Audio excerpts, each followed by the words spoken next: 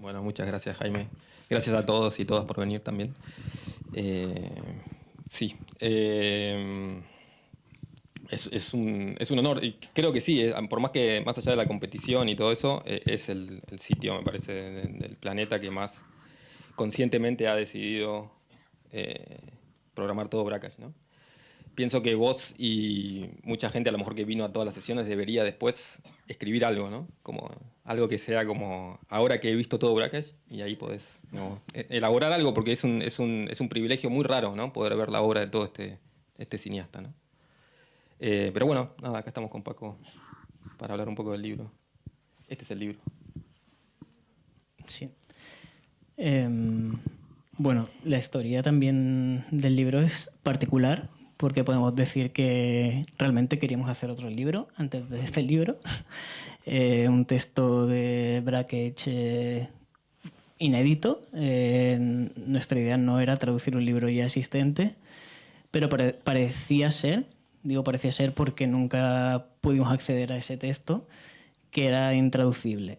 O eso nos dijo Marilyn Brakhage, la viuda de Stan, y la única referencia que teníamos era una cita de Piadan Sidney, que es de las pocas personas que ha leído ese texto de Don't Men of Aura, bastante posterior a la época en que escribió este libro, que es el año 75.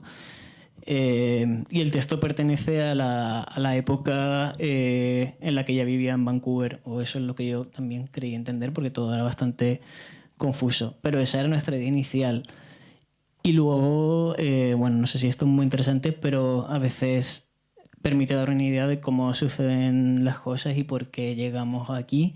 Yo este libro en su versión original, coeditado por Anthology, no conseguí encontrarlo en ninguna parte. Estuve en Nueva York el año pasado como loco intentando encontrarlo, y de repente resulta que Pablo lo había traducido ya.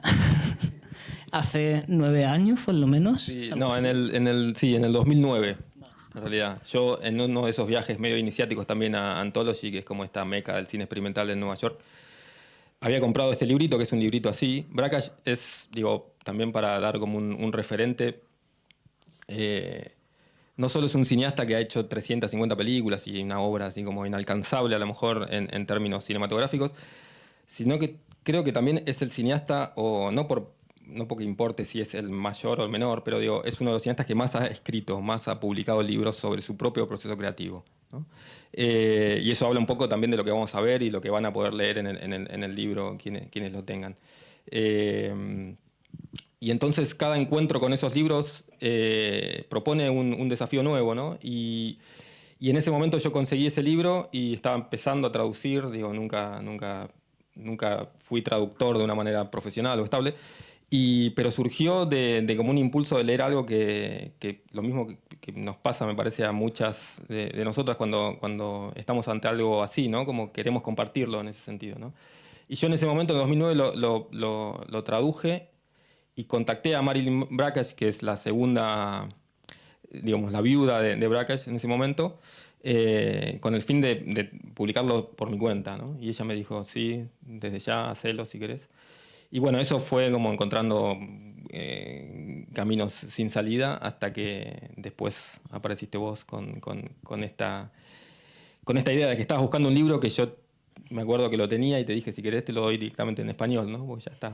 Pero bueno, sí, me parece que para volver a la anécdota del libro anterior que realmente queríamos también publicar, me parece que todos los libros de Brakhage comparten esa cuestión de que en cierto punto son intraducibles, porque el manejo del idioma que hace es el mismo o lo plantea de una misma manera que cuando hace películas, ¿no? Digo, es tratar de buscar un lenguaje nuevo y tratar de encontrar una nueva manera de ver las cosas y una nueva manera de contar las cosas, ¿no? Y tanto ese texto que por ahora es escurridizo a nuestras manos, como me parece que los dos tienen como que uno puede reemplazar al otro, ¿no? Tranquilamente.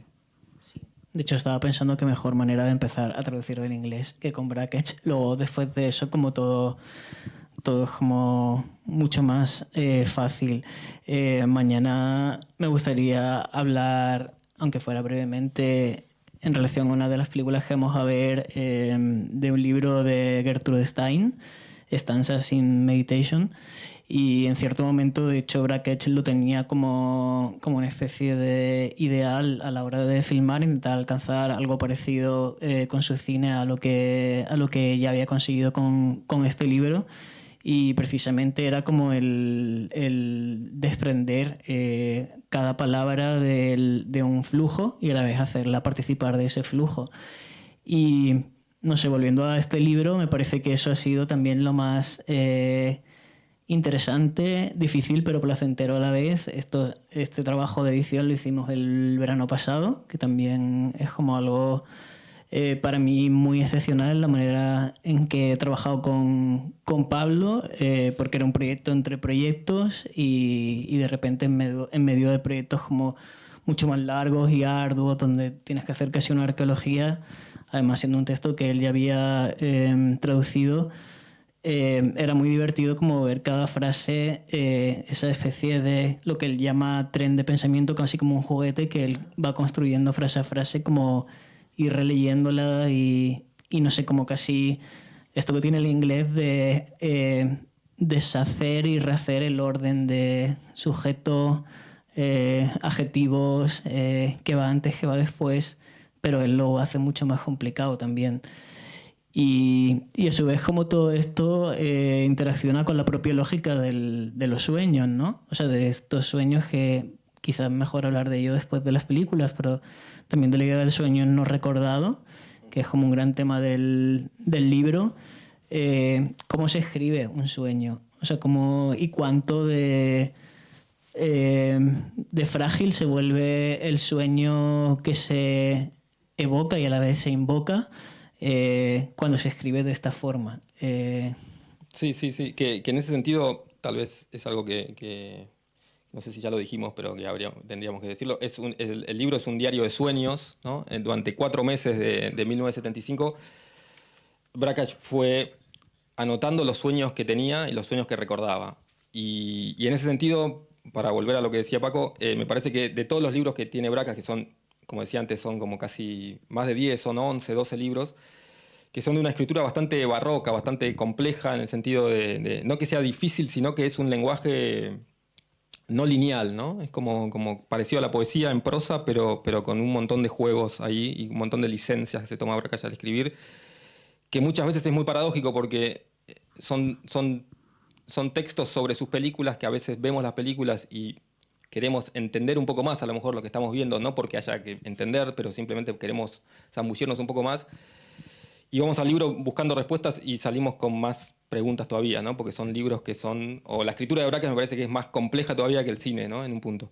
Y este de todos los libros me parece como el menos mediado, ¿no? El que menos hay un razonamiento cristalino, ¿no? Porque básicamente también este tipo se levantaba a mitad de la noche y anotaba, garabateaba en un papel algo, ¿no? Y eso muchas veces es el germen de estos textos. Y ahí aparece esta figura que es como muy astuta, literaria, que es no tratar de buscar qué es exactamente lo que soñó, porque eso también es una cacería medio infructuosa por definición, sino tratar de tomar eso, lo poco que recuerda como el trampolín hacia toda una idea de la imaginación y una idea de la visión, que es lo mismo que después en cierto punto tiene relación con su cine, ¿no? Por ahí había una frase que estaba muy buena, que era como que en este caso Brakhage propone el reverso en vez de filmar lo soñado, a lo mejor también soñar lo filmado, ¿no? Como que hay como un juego ahí o como una especie de laberinto que no tiene resolución y que ahí está como el disfrute también de esto como un artefacto literario, ¿no? Poco importa si vimos películas de Brakhage o no al leer este libro, porque en realidad no habla de cine casi. Hay un par de entradas que habla de cine, pero son como chispazos, ¿no? El resto es una indagación como poética, ¿no? En un punto. Sí. Yo de hecho tuve un shock al ver Short Films, la primera película de hoy, la de 1975, porque, bueno, para empezar, al encontrar en la tercera de estas películas a Holly Frampton en el año 75, en Colorado, que es donde vivía Brakhage, y encontrar y recordar, ni siquiera encontrar, recordar de hecho la entrada más larga de este diario de sueños, en la que el centro de ese sueño es Frampton, y toda una posible discusión otra vez imaginada con Frampton. De repente fue un shock porque estaba viendo que esas películas, las que vamos a ver hoy, de alguna forma podrían funcionar como adaptaciones de los sueños de las películas, e incluso se podría casi fechar con bastante concreción a la propia película en cuanto a que hay una respuesta que viene de este libro. O sea, pensaba en la experiencia, o sea, sin duda para mí esa experiencia fue increíble, pero también pensaba en la experiencia que tendréis los que no hayáis leído el libro y veáis las películas y luego leáis el libro. Porque es un viaje de ida y vuelta bastante fuerte la manera en que está interconectada una cosa y otra, como si se adaptasen mutuamente los sueños y las películas y los sueños. Pero al mismo tiempo tampoco son películas ni Nightmare Series ni esta donde haya algo que indique alguna referencia a un sueño, ¿no? Y eso también es lo interesante, como no hay ningún elemento, pero al mismo tiempo, no sé, estoy recordando en este plano que tanto nos impresiona del pez que veréis en Nightmare Series, también hay entradas en el diario que son casi como construcción de imágenes no figurativas y que a veces son literalmente cadáveres, por ejemplo, pero que a mí me hacía mucho pensar en Francis Bacon, sin evocar nada parecido a un cuadro de Bacon. Pero en este tipo de mecanismos también me resultaba muy interesante esta especie de contradicción, las contradicciones Brakhage, como el título del texto de Fred Camper, a lo largo de su obra, digamos, en las que hay una relación muy ambivalente con la mente. La mente puede ser la musa, como escribíamos en la introducción del libro, como una especie de zumbido de la mente, pero también la mente puede ser aquello de lo que intenta desprenderse en ciertas etapas. Y de hecho hay una película en la sesión de mañana donde él habla de una idea de desprendimiento del pensamiento consciente y filma una serie de poetas beats, y dice que en la descripción de la película dice que todos esos poetas están ahí porque de alguna forma están en ese mismo proceso y son producto de ese proceso de suspensión del pensamiento. Y también estaba pensando, y quería compartir contigo esto, hasta qué punto la figura como más famosa de la construcción del pensamiento visual en movimiento, de alguna forma aglutinaría esa contradicción con la idea de la mente interactuando, la mente como algo, o sea, como el título de esta película, Purity and After, primero el pensamiento y luego el pensamiento que rebota, ¿no? O sea, como dejar entrar y dejar salir también el pensamiento.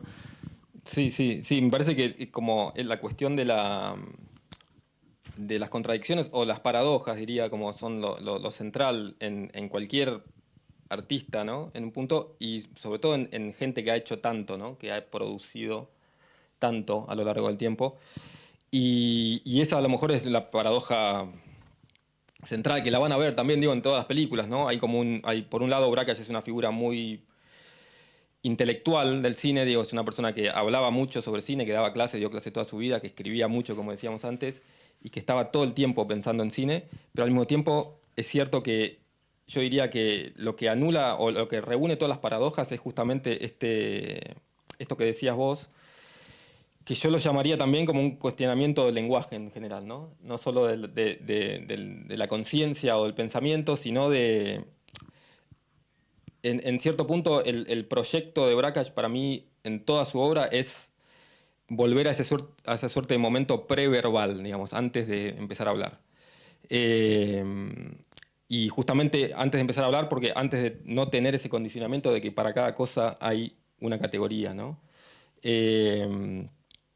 Digo, Brakhage escribió mucho sobre esto, hay un texto famoso que se llama Metáforas sobre la visión, que justamente habla de esta cuestión, ¿no? De cómo volver, o cómo el cine puede llegar a volver, o ayudarnos a volver a un lugar donde ya no importen las palabras, ¿no? Había notado una frase de esta menos pretenciosa la frase, pero de esta poeta Louise Gluck, que me parece que dice lo mismo que dice Brakhage en muchos de sus textos, pero de una manera más concisa, que dice, miramos el mundo una sola vez en la infancia, el resto es memoria, ¿no? En los sueños, o en el trabajo de los sueños de Brakhage, en el trabajo cinematográfico, en el trabajo de la imaginación visual o el pensamiento visual en movimiento de Brakhage, me parece que está esa idea de cómo hacernos partícipe de una experiencia de poder ver lo que tenemos alrededor todo el tiempo de una manera que nunca la vimos, ¿no? Pero no por buscar la novedad, sino por buscar deshacernos del lenguaje, ¿no? Es como un ataque muy directo a eso, ¿no? Entre todos los modos entre todas las estrategias que pensó Brakhage para esto, incluso pensó películas para ver con los ojos cerrados, ¿no?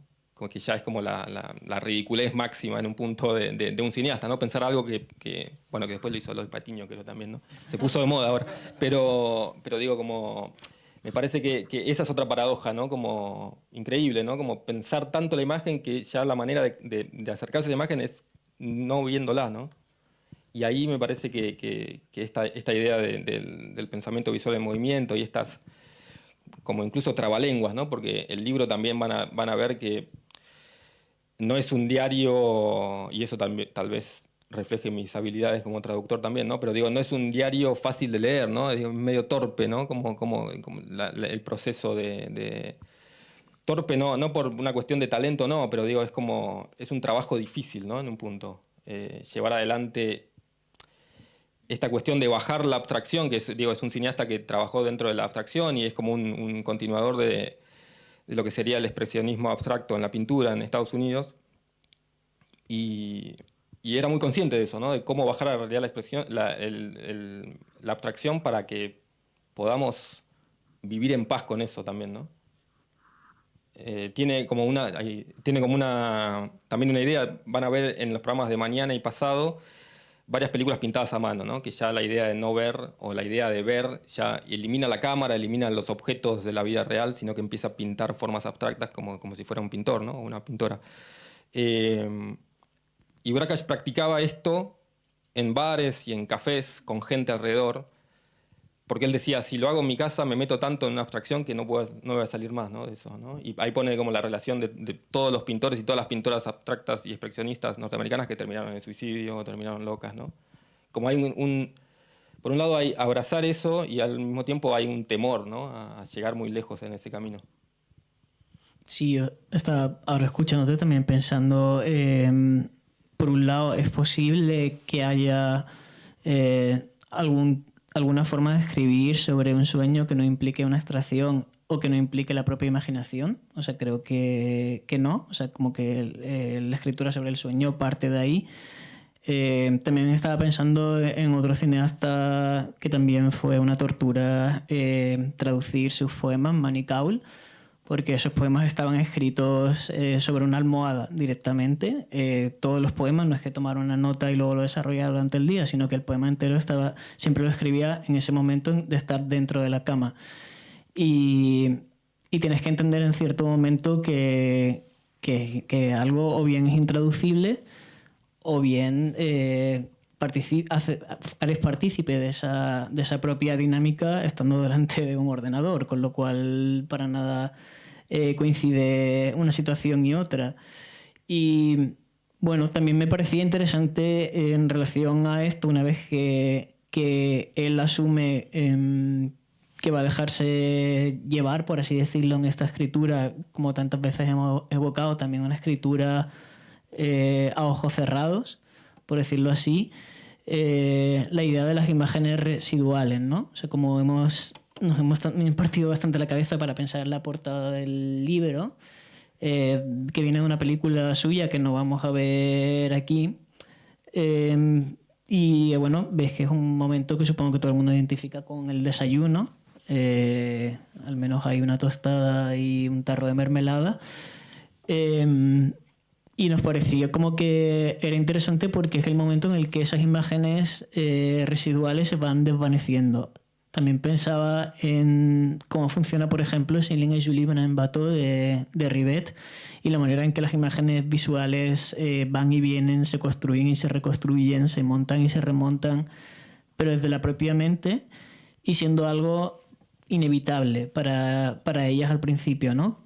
Entonces, en cierto modo, es como si para él el verbalizar supusiese perder cada vez más parte de lo que se recuerda y aceptar cada vez más parte de lo que se imagina, ¿no?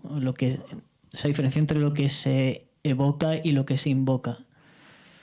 Sí, sí, perder, pero al mismo tiempo ganar, porque ahí también está como el doble juego, porque ante esa pérdida Brakhage empieza a crear cosas, ¿no?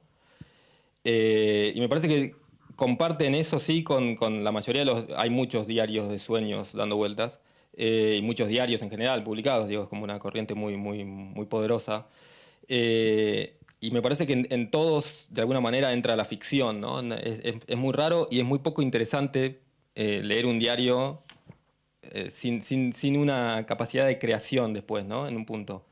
Y me parece que eso es lo que entra en juego porque también es muy opaca, ¿no? El trabajo de la mente bueno, en varios de los textos habla de eso, ¿no? Como que no hay nada casi, no hay nada que quede y lo que queda no es interesante también para él, ¿no? Yo me acordaba cuando estábamos hablando de esto, en un momento, creo que es en el libro con Truffaut, Hitchcock cuenta que para... En un momento le recomendaron para tener ideas, tener en el clásico anotador al lado de la cama por si a la noche le venía alguna idea y que lo practicó durante un tiempo y que anotaba y se despertaba como teniendo la revelación máxima, anotaba y a la noche, y al día siguiente lo leía y decía un hombre mate a una mujer, ¿no? Una cosa así como súper básica.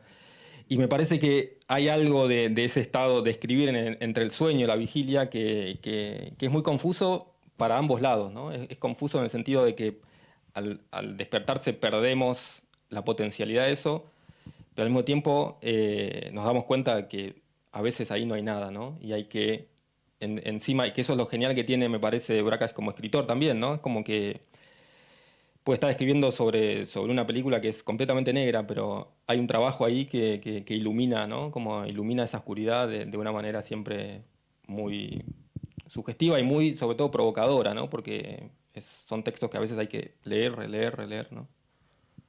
Sí. Y también creo que es lo que permite la entrada al ensayo, ¿no? O sea, como ese sueño del que hablábamos antes en el que Frampton está en el centro y de repente no tienes la sensación en absoluto de que estés leyendo la vocación de un sueño, sino un texto sobre el color y sobre la manera en que cada uno concibe el color a nivel plástico. Pero ya ni siquiera hay una lógica de sueño, sino que está hablando de una proyección de una película de Frampton a la que él asistió como público y de repente había como una especie de batalla entre el público y la reacción del público y lo que él hacía, que era toser para tapar como otros ruidos o aplaudir y de repente es como un espacio totalmente concreto. Y desde el ensayo, de repente llega a un punto de ficción también extremo porque no sientes que ese sea un espacio de sueño. Eh, entonces, como hay muchas idas y venidas también en ese sentido en el libro, y lo mismo sucede, creo, con su propia familia, que es un tema bastante delicado, pero que no hemos querido evitar. Ya veréis por qué, no en esta sesión, pero en otra de ellas. Pero lo delicado que es como esta construcción del álbum familiar y cómo todo esto interacciona en el sueño también es la única previsión que teníamos por parte de Marilyn a la hora de elegir una imagen era que apareciese alguna parte de un cuerpo, una mano siquiera de un niño. De hecho, esto es la mano de un adulto y no era fácil por ese lado también, pero es un tema interesante, ¿no? Como uno acepta cuando escribe un diario de sueños como que pueda llegar cualquier tipo de imagen, por muy incómoda que sea. Y aquí hay imágenes muy incómodas. Sí, sí, y aquí hay imágenes incómodas y también en las películas, en varias las que vamos a ver, ¿no? Como hay, que digo, creo que podemos contar con los dedos de las manos el tiempo que falta para que Brakhage sea de alguna manera cancelado por ciertas cuestiones, ¿no? Y no lo estoy diciendo ni como algo bueno ni como algo malo, digamos, simplemente como una condición de lo que era producir este tipo de obras en ese momento, ¿no? Y producir películas y producir un sistema como o una especie de estética personal que está como completamente imposible de ser dividida de la vida personal, ¿no? Este tipo vivía en una cabaña en Colorado y con su mujer de ese entonces y con 5 hijos y hacía todo con esa gente, ¿no? Y hoy en día lo vemos y aparecen estas cuestiones que son como, en su momento también, porque digo, Brakhage siempre fue atacado con justa razón desde el feminismo. Eh, pero me parece que hoy en día ya hay cosas que son como muy extremas y también en un punto eh, habla de una suerte de honestidad, ¿no? En ese sentido. Digo, el libro, hay un par de sueños que son con la familia y no tiene ningún tipo de tapujos, ¿no? En ese sentido, Brakhage. Y en un punto, hoy en día, eso nos da más herramientas para criticar ese lenguaje y al mismo tiempo agradecer que eso todavía, esas marcas queden visibles ahí, ¿no? Digamos. Pero es cierto que es un territorio sumado a esta cuestión del inconsciente, ¿no? Que es lo que recorre todo el libro, en el cual todo está permitido, ¿no? Y eso es también uno de los grandes eh, como horizontes artísticos, me parece, de Brakhage, ¿no? Como de que no hay terreno sagrado al que no se puede ingresar, ¿no? Siempre, digo, es como un empuje que va hacia cualquier lado todo el tiempo y no deja esto que yo decía de que ataca el lenguaje, ¿no? De una manera verbal. Digo, hay películas de Brakhage que no tienen título porque no hay palabras. Él decía, no hay palabras para definir esto, ¿no? Pero no era una cuestión como de provocación vacía, ¿no? En un punto. O sí, no sé. Pero digo, hay siempre una lucidez como demasiado pregnante en ese tipo de cosas, ¿no? Esto no se puede catalogar, no se puede titular, ¿no? Y muchas de las películas más famosas de Brakhage, Dog Star Man y Window Water Baby Moving, que sí,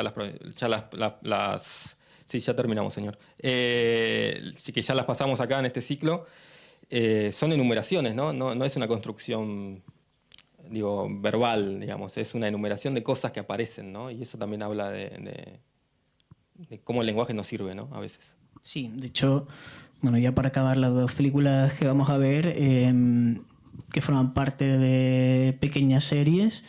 La primera, short films, son películas que lo que las reúne es que no tienen título, o sea, son películas que él hizo pensando en la idea del rechazo de esa propia catalogación, por eso van acompañadas del año en que se hicieron.